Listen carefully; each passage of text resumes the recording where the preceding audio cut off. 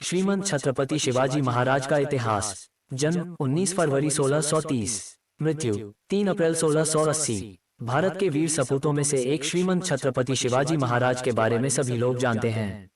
बहुत से लोग इन्हें हिंदू हृदय सम्राट कहते हैं तो कुछ लोग इन्हें मराठा गौरव कहते हैं, जबकि वे भारतीय गणराज्य के महानायक थे।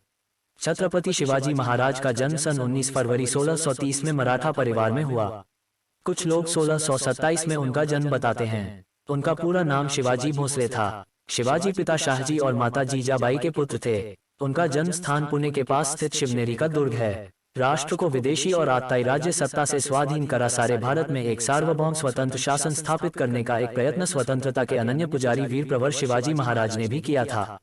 इसी प्रकार उन्हें एक अग्रगण्य वीर एवं अमर स्वतंत्रता सेनानी स्वीकार किया जाता है।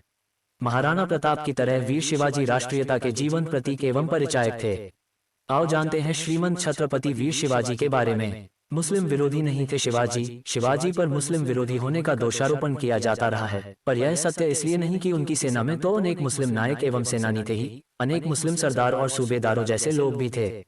वास्तव में शिवाजी का सारा संघर्ष उस कट्टरता और उद्दंडता के विरुद्ध था जिसे औरंगजेब जैसे शासकों और उसकी छत्रछाया में पलने वाले लोगों ने अपना रखा था। 1674 की ग्रीष्म ऋतु में शिवाजी ने धूमधाम से सिंहासन पर बैठकर स्वतंत्र प्रभुसत्ता की नींव रखी। दबी कुचली हिंदू जनता को उन्होंने भयमुक्त किया। हालांकि ईसाई और मुस्लिम शासक बल प्रयोग के जरिए बहुसंख्यक जनता पर अपना मत थोपते अतिरिक्त कर लेते थे, जबकि शिवाजी के शासन में इन दोनों संप्रदायों के आराधना स्थलों की रक्षा ही नहीं की गई बल्कि धर्मांतरित हो चुके मुसलमानों और ईसाइयों के लिए भयमुक्त माहौल भी तैयार किया। शिवाजी ने अपने 8 मंत्रियों की परिषद के जरिए उन्होंने 6 वर्ष तक शासन किया। उनकी प्रशासनिक सेवा में कई मुसलमान भी शामिल थे। धार्मिक संस्कारों का निर्माण उनका बचपन उनकी माता जीजाऊ के मार्गदर्शन में बीता। माता जीजाबाई धार्मिक स्वभाव वाली होते हुए भी गुण स्वभाव और व्यवहार में वीरना नारी थीं। इसी कारण उन्होंने बालक शिवा का पालन पोषण रामायण, महाभारत तथा अन्य भारतीय वीरात्माओं की उज्जवल कहानियां सुना और शिक्षा देकर किया था। दादा कोंडदेव के संरक्षण में उन्हें सभी तरह की सामरिक युद्ध आदि विधाओं में भी निपुण बनाया था। धर्म, संस्कृति और राजनीति की भी उचित शिक्षा दिलवाई थी। उस युग में परम संत रामदेव के संपर्क में आने से शिवाजी पूर्णतया राष्ट्रप्रेमी, कर्तव्यपरायण एवं कर्मठ योद्धा बन गए।